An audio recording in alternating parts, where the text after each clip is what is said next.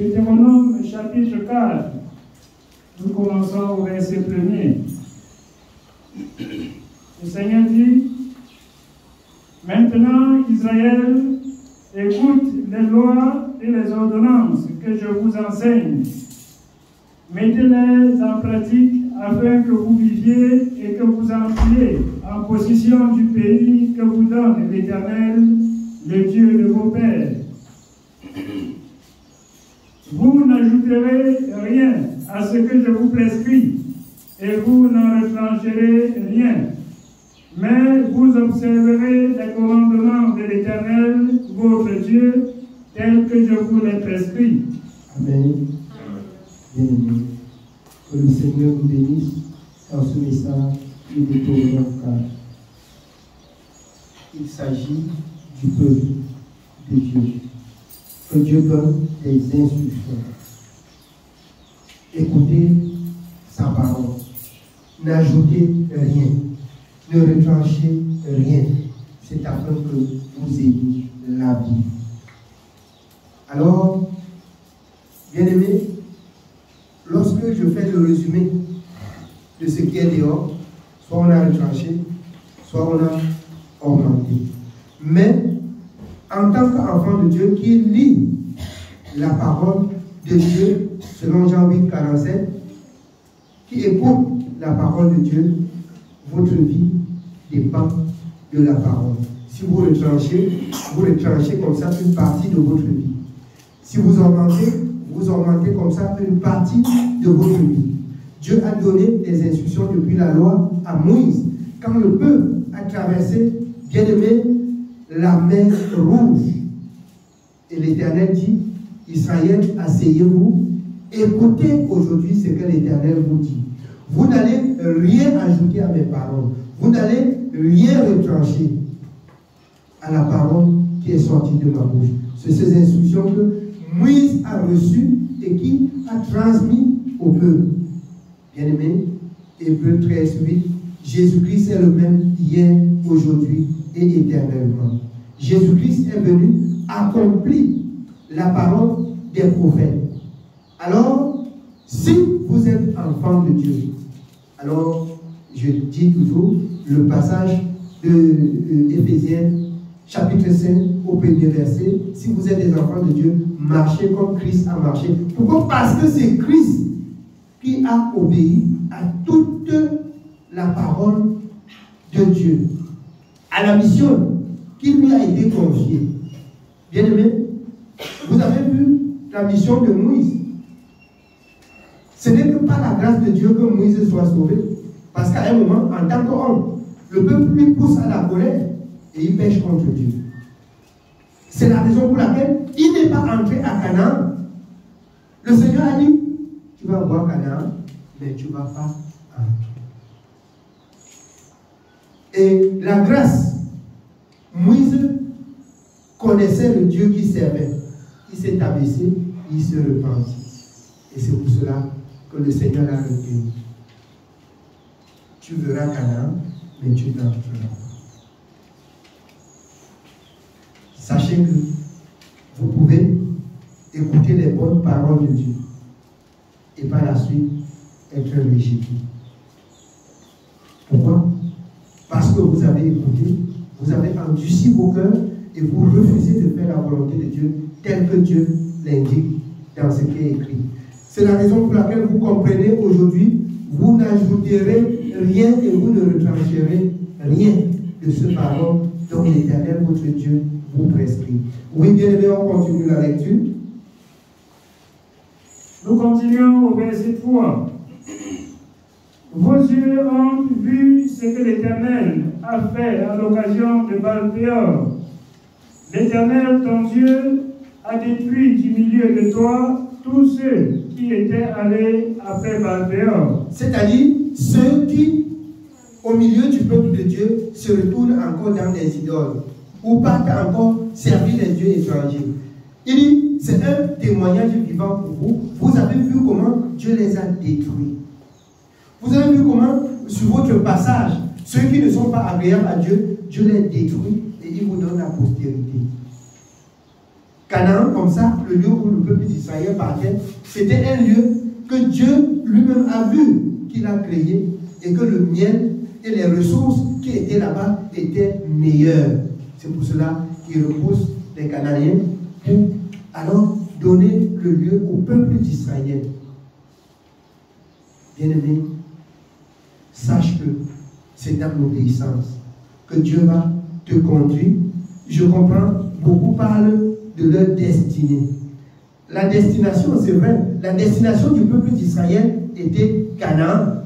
Et pour entrer dans cette destination, il fallait l'obéissance. On parle aujourd'hui dans des églises que le diable retient ta destinée. Il faut détruire ceci. Bien aimé, il faut obéir à la parole et détruire les interdits devant toi, dans ta maison et dans tout ce que tu fais. Il faut suivre, écouter, servir Dieu selon sa parole. Tu vas entrer dans cette destination où tu pars. Rien, plus rien ne sera retenu. Si tu fais la volonté de Dieu, plus rien ne sera retenu.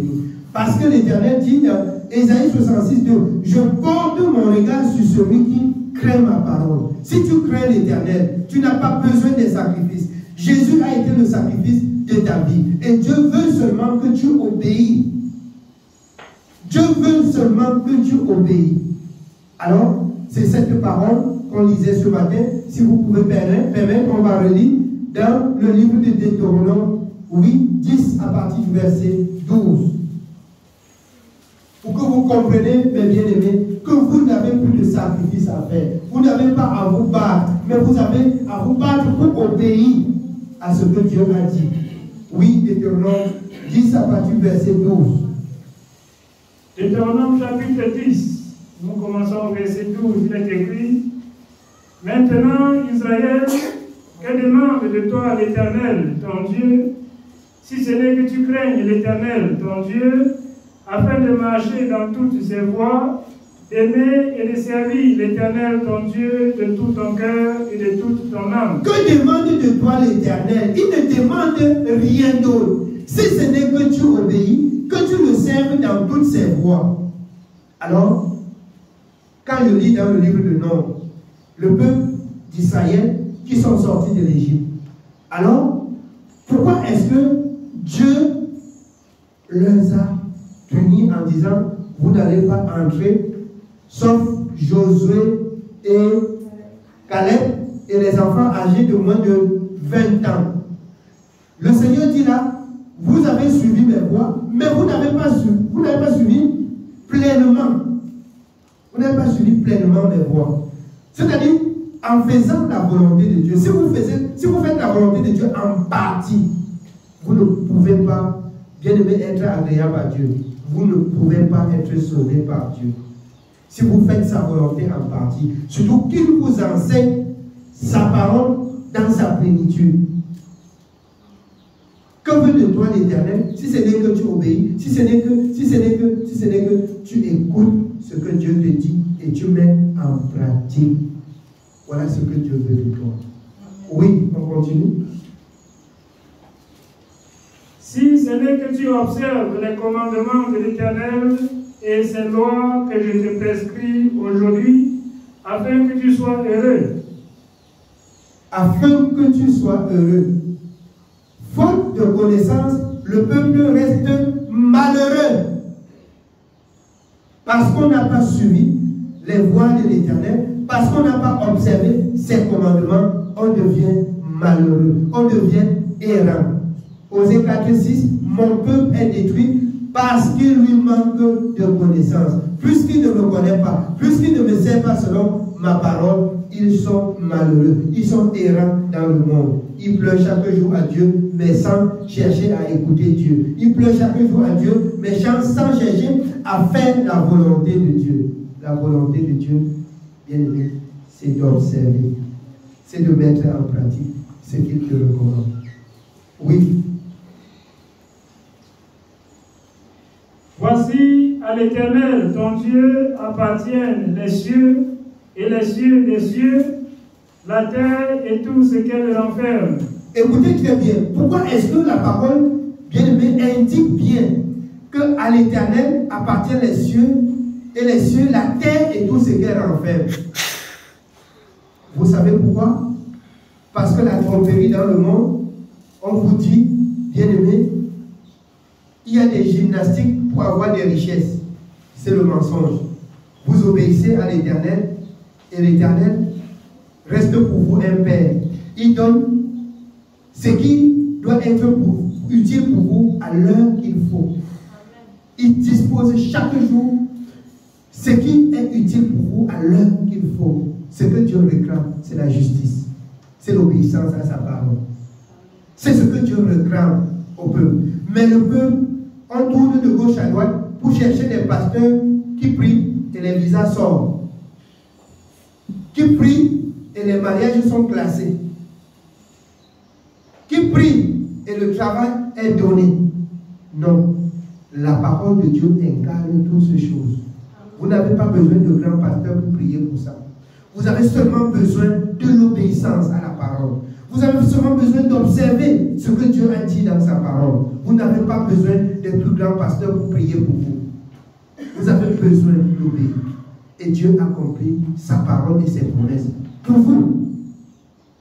Oui, à lui appartiennent les cieux et les cieux, la terre et tout ce qui renferme. Et tout ce qui renferme. Alors, vous avez appris, quand le Seigneur Jésus, bien-aimé, a jeûné, dans le livre de Matthieu 4, a jeûné 40 jours, 40 nuits, c'est l'ennemi qui se présente pour le tenter. Mais aujourd'hui, si un enfant de Dieu est errant, il manque beaucoup d'argent, il faut qu'on le tente un peu avec l'argent là, il va sauter sur ça. On le tente un peu avec quelque chose là, il va bondir sur ça. Il ne doit pas chercher à connaître ce que Dieu veut pour ce qu'on lui présente là. Mais il va sauter dessus. Non. Jésus, après avoir gêné 40 jours et 40 nuits, il fut tenté. Si tu es réellement fils de Dieu, transforme ce pierre en pain. Alors, il voit que le diable est rusé. Alors, l'homme ne vivra pas de pain seulement, mais de toutes les paroles qui sortent de la bouche de son Dieu. Est-ce que si il a besoin de transformer la pierre en pain, est-ce que c'est l'ennemi qui doit lui donner l'ordre? Est-ce que c'est l'ennemi qui doit lui donner l'ordre? L'ordre de ta bénédiction ne vient pas de Satan. L'ordre de ta bénédiction viendra de l'Éternel. Ça ne vient pas de Satan. Et il faut apprendre à discerner et à connaître la voix de Satan et la voix de Dieu. C'est ça que Jésus a discerné et c'est ce qu'il vous enseigne. Parce qu'aujourd'hui, vous comprenez, et tu es béni, amen, tu es ceci, amen, non. Si vous faites ce que Dieu a dit dans sa parole, la bénédiction ne crie pas. La bénédiction vient dans la douceur. La bénédiction vient dans la sagesse. La bénédiction vient avec la connaissance et, bien aimé, et la crainte. La bénédiction vient avec beaucoup de bonheur. Oui, nous continuons à lire.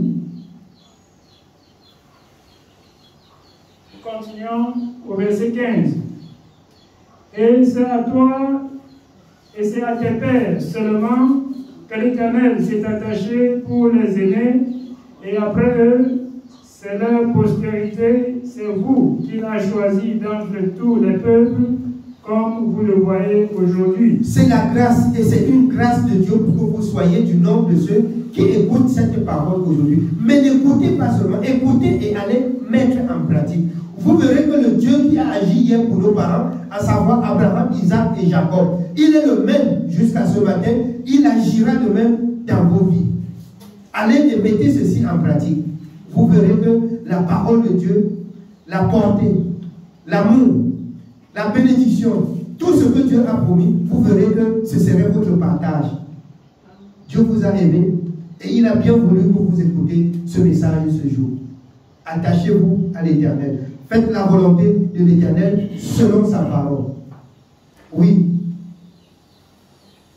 Vous circoncirez donc votre cœur et vous ne roidirez plus votre cou. Alors, ça veut dire quoi circoncire le cœur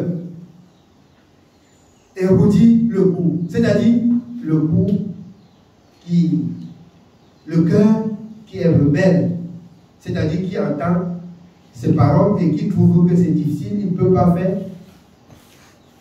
Les gens tellement aujourd'hui aiment la bénédiction, si bien qu'on oublie la parole qui fait la bénédiction.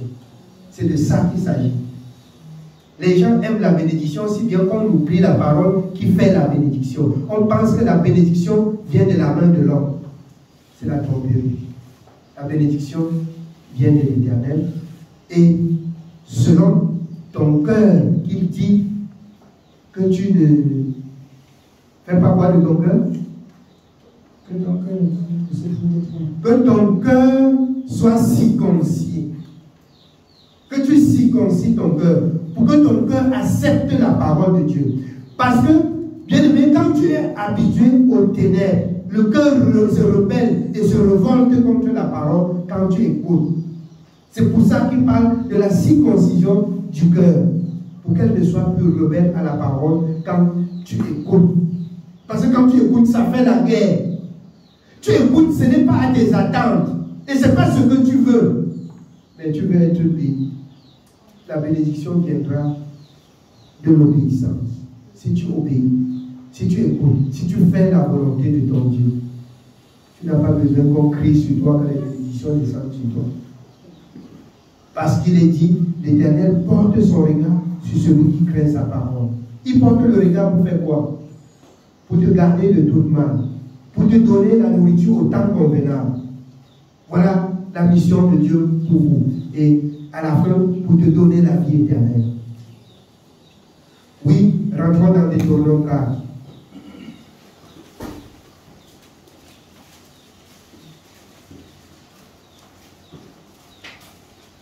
Nous continuons dans Deutéronome chapitre 4, au verset 3. Vos yeux ont vu ce que l'Éternel a fait à l'occasion de Baal-Péor. L'Éternel, ton Dieu, a détruit du milieu de toi ceux qui étaient allés après Baal-Péor. Et vous qui vous êtes attachés à l'Éternel, votre Dieu, vous êtes aujourd'hui tous vivants. Voici, je vous ai enseigné des lois et des ordonnances comme l'Éternel, mon Dieu, me l'a commandé, afin que vous les mettiez en pratique dans le pays dont vous allez prendre possession. Alors, il s'agit de Canaan où le peuple de Dieu était en train de se diriger. Alors, Dieu enseigne comment dans ce lieu on va vivre. Quand vous entrez dans la maison de Dieu, ce n'est pas tout. Vous deviez apprendre comment vivre dans la maison de Dieu. Comment demeurer dans la maison de Dieu. Ceux qui devaient entrer à Canaan, bien aimés, c'était des personnes sélectionnées. Et sélectionnées selon la parole que Dieu a donnée à Moïse. Et de même, ceux qui vont entrer dans le repos de Dieu vont être sélectionnés. Sélectionnés sur la parole que nous écoutons. On vous fait savoir que nous sommes à une époque de la grâce. C'est vrai. L'apôtre Paul pose bien la question au peuple. Demeurons-nous dans le péché afin que la grâce surabonde? Loin de là. Une fois la grâce, qu'est-ce que la grâce? La grâce, c'est ce que nous n'avons pas mérité. Et tout simplement, Dieu nous a imputé. Est-ce que nous allons alors aller encore pécher pour que la grâce surabonde encore dans nos vies? Non. Non. Non. Une fois que Dieu déverse sur nous cette grâce, nous devions chercher à savoir comment vivre dans sa maison. Comme le peuple qui devait entrer à Canaan, voici les lois et les ordonnances dont vous allez mettre en pratique dans la terre où vous partez. Si dans la maison de Dieu, tu ne cherches pas à mettre la parole de Dieu en pratique, ça va être difficile pour toi. Tu vas passer toute ta vie à crier derrière le diable qui retient tes bénédictions et qui l'a arraché. Tu vas passer ta vie à crier derrière l'ennemi. Or, bien aimé, il n'y a plus de condamnation pour ceux qui sont en Jésus. Il n'y a plus de condamnation. 2 Corinthiens 3, ceux qui sont en Jésus, les choses anciennes sont passées. toutes choses sont devenues nouvelles. Tu n'es plus condamné. Si tu es en Jésus et tu es encore condamné, alors 2 Corinthiens 13:5, examinez-vous vous-même pour savoir si vous êtes dans le Seigneur. Vous êtes dans l'heureux. Parce que dans le Seigneur, il n'en est plus question, bien-aimé, de cette souffrance ou de ce que l'ennemi retient ce qui est à toi. Quand tu es entré en Jésus, ça veut dire la main de l'ennemi s'est coupée. Les chaînes de malédiction ont été rompues. Ça, c'est Colossiens 2. C'est écrit. Tu n'as plus besoin de pleurer que l'ennemi a retenu. Tu as besoin d'obéir pour que Dieu te donne ce qui est nécessaire pour ta vie. Oui, on continue. Nous sommes au verset 6. Vous les observerez et vous les mettrez en pratique, car ce sera là votre sagesse et votre intelligence au lieu des peuples qui entendront parler de toutes ces lois et qui diront: cette grande nation est un peuple absolument sage et intelligent. Un peuple absolument sage et intelligent. Vous allez observer et mettre en pratique. C'est là votre sagesse. C'est là la sagesse. Vous comprenez que dans cette parole, toutes choses sont incarnées. La sagesse. Oui. Quelle est en effet la grande nation qui est des dieux aussi proches que l'Éternel notre Dieu n'est de nous toutes les fois que nous l'invoquons? Toutes les fois que nous l'invoquons, il n'est pas loin. Nous l'invoquons, il nous dit ce qu'il faut faire. Mais c'est nous qui sommes rebelles. C'est nous qui sommes incrédules. Vous trouvez que ce qu'il nous recommande de faire est difficile. Et on reste bien aimé. C'est au lieu de racheter le temps, on est en train de perdre le temps. Parce que le temps pour nous, c'est le temps d'obéir à ce que Dieu a dit. À l'ordre de l'Éternel. Oui. Et quelle est en effet la grande nation qui est des dieux aussi proches que l'Éternel, notre Dieu, l'est de nous toutes les fois que nous l'invoquons? Et quelle est la grande nation qui est des lois et des ordonnances justes, comme toute cette loi que je vous présente aujourd'hui? Les lois et les ordonnances justes. Ce que vous entendez aujourd'hui, bien aimé, c'est juste pour que vous mettiez en pratique et que vous vivez tranquillement. C'est la raison pour laquelle vous m'avez entendu chanter: je n'ai pas peur, j'appartiens à Dieu. Je n'ai pas peur, mon sauveur est là. Et il m'a aimé, c'était à la croix. Et il m'a choisi pour me bénir. Je n'ai pas peur, je n'ai pas peur, j'appartiens à Dieu. Je n'ai pas peur, mon sauveur est là. Je n'ai pas peur. On dit que le diable va retenir ce qui est en moi. Je n'ai pas peur. Il ne peut même pas. J'ai été libéré depuis la croix à Golgotha. Ce qu'on fait aujourd'hui pour prier que le diable lâche là, bien aimé, c'est des illusions. C'est des cauchemars. Ce sont des choses que vous ne connaissez même sur quoi on prie. Celui qui a donné sa vie en Jésus, c'est Jésus qui tient ta vie, ce n'est plus le diable. Ce n'est plus le diable. Le diable ne retient rien de moi. Il ne retient rien de ma vie. C'est pour ça que je chante, je n'ai pas peur. Et il ne peut même d'ailleurs rien retenir de moi. Alors, n'oubliez pas, selon la parole de Dieu, dans 2 Corinthiens. Alors, les ténèbres, la lumière, quand la lumière paraît, les ténèbres dissipent. Vous êtes la lumière du monde, le livre de Matthieu. Vous êtes le sel de la terre. Vous êtes la lumière. Je suis la lumière. Quand je m'approche, c'est le diable qui fuit. Ce n'est pas moi qui fuis le diable. C'est lui qui fuit. Parce que je suis la lumière.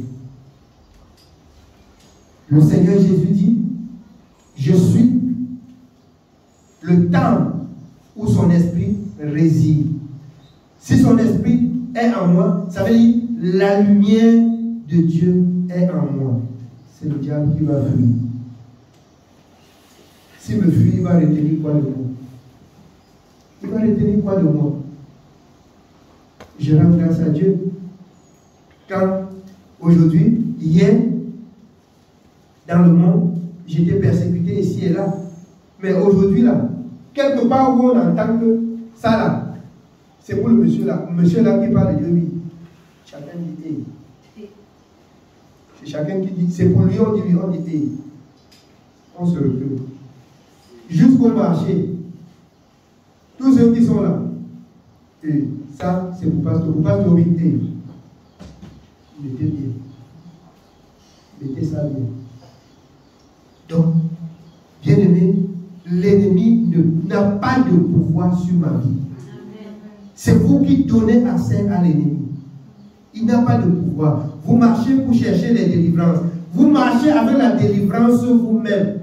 La parole là, quand vous mettez en pratique, elle se transforme en délivrance. Et elle vous délivre de tout mal. Quand vous mettez en pratique. Oui. Nous sommes au verset 9. Seulement, prends garde à toi et veille attentivement sur ton âme tous les jours de ta vie, de peur que tu n'oublies les choses que tes yeux ont vues et qu'elles ne sortent de ton cœur. Prends garde, seulement prends garde à toi, de peur d'oublier. Prends garde. Parce que la parole de Dieu me fait savoir que l'ennemi, lui, il rôde comme un lion rugissant. Il rôde pour faire quoi? Quand tu lui donnes accès, il marque le but. Tu lui donnes accès, il entre. Et la souffrance commence. Oh Jésus, oh Seigneur. Mon ami, c'est toi le problème. C'est toi le problème.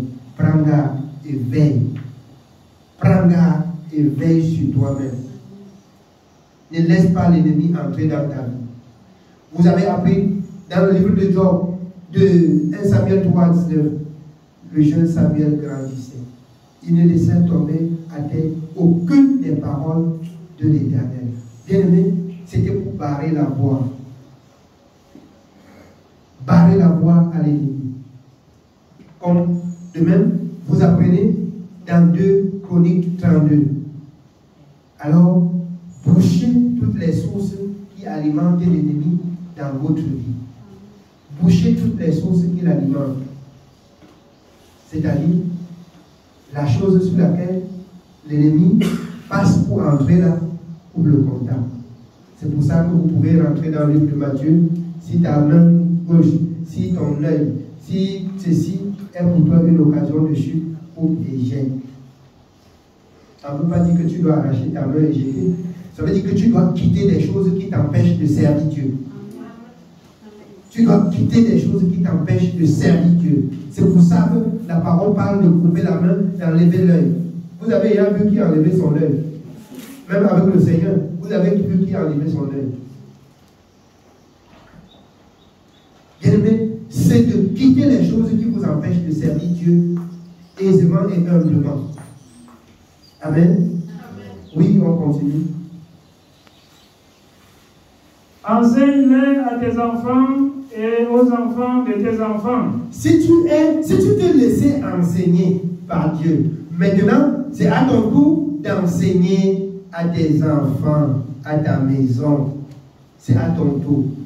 Dans Éphésiens 6, afin que quand tes enfants vont grandir, qu'ils ne se détournent pas du Seigneur. C'est pourquoi vous ne deviez pas laisser vos enfants marcher avec n'importe quoi.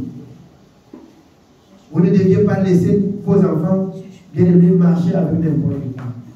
Parce que ce que vous les enseignez à la maison, il faut que ça entre dans leur tête là. Et il faut que ça reste là.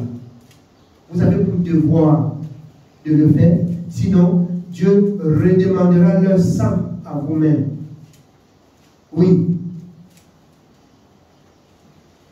Au verset 10, souviens-toi du jour où tu te présentas devant l'Éternel, ton Dieu, à Horeb, lorsque l'Éternel me dit, assemble auprès de moi le peuple, je veux leur faire entendre mes paroles, afin qu'ils apprennent à me craindre tout le temps qu'ils vivront sur la terre, et afin qu'ils les enseignent à leurs enfants. Alors, écoutez bien. Écoutez bien. Assemble auprès de moi les enfants, tes enfants, et que je leur parle, qu'ils apprennent à craindre, à faire la volonté de Dieu. Bien-aimés, pour ne pas se détourner, ils apprennent. Je vous dis encore aujourd'hui, tel que nous apprenons, ceux qui enseignent et qui égarent le peuple de Dieu rendront compte. Vous, parents, qui écoutez Dieu, qui ne gardez pas la parole et qui aussi n'instruisez pas vos enfants. Même si vous écoutez, vous gardez. Et vous ne prenez pas soin à instruire et à enseigner à vos enfants, c'est un problème devant Dieu. C'est un problème. Oui. Au verset 11, vous vous approchez et vous vous tîntes au pied de la montagne. La montagne était embrasée et des flammes s'élevaient jusqu'au milieu du ciel. Il y avait des ténèbres, des nuées, de l'obscurité. Et l'Éternel vous parla du milieu du feu. Vous entendîtes la voix, vous entendîtes le son des paroles, mais vous ne vîtes point de figure. Vous n'entendîtes qu'une voix. Il publia son alliance, qu'il vous ordonna d'observer les 10 commandements. Et il les écrivit sur 2 tables de pierre. Écoutez, Dieu fut la première personne à écrire. Il les écrivit sur une table de... Pour qu'on fasse quoi? Pour qu'on lise et qu'on mette en bras. Mais pourquoi vous vous laissez entraîner par des fausses prophéties aujourd'hui qui ne se retrouvent pas dans la parole? On vous dit des choses qui ne se retrouvent pas dans la parole. Pourquoi vous croyez à ce qui n'est pas écrit? Depuis le temps ancien, quand Dieu parle avec Moïse, par Moïse, il a écrit. Il a écrit. Il a écrit. Comment le peuple devait se conduire? C'est écrit. Aujourd'hui, vous vous rendez chez les hommes de Dieu comme si vous partez chez les marabouts. Et je veux qu'ils voient. Ils voient quoi? Ils voient quoi? Bien aimé, si tu finis de mettre ça en pratique, ce n'est pas lui qui va voir, celui qui est en haut là va voir.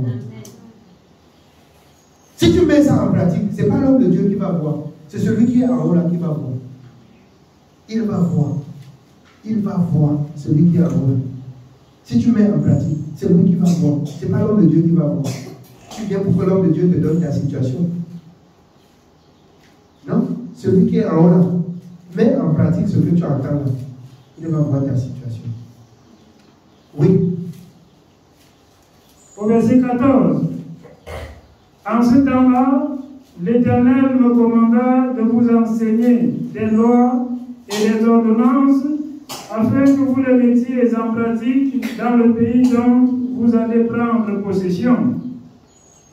Puisque vous n'avez vu aucune figure le jour où l'Éternel vous parla du milieu du feu à Horeb, veillez attentivement sur vos âmes, de peur que vous ne vous corrompiez et que vous ne vous fassiez une image taillée, une représentation de quelque idole, la figure d'un homme ou d'une femme, la figure d'un animal qui soit sur la terre, la figure d'un oiseau qui vole dans les cieux, la figure d'une bête qui rampe sur le sol, la figure d'un poisson qui vit dans les eaux au-dessous de la terre, Et ce sont des choses sur lesquelles on vous amène à vous prosterner encore devant aujourd'hui pour prier Dieu.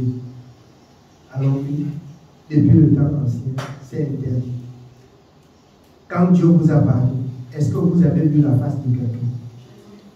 Vous avez vu un poisson? Vous avez vu un homme? Vous avez vu une femme? Ne représentez, ne mettez rien chez vous qui représente une créature. Ce sont des interdits. Ce sont des interdits. Plus que vous n'avez rien vu le jour où Dieu vous parlait.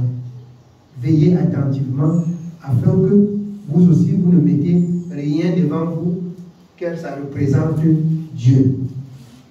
Veillez sur vos âmes. Oui. Nous sommes au verset 19.